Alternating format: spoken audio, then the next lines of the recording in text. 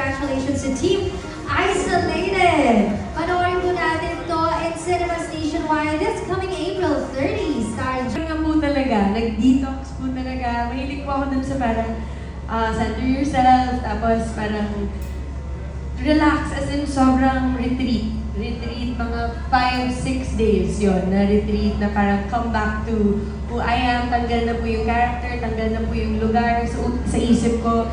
Tsaka yung mga elements, uwi po muna sa council.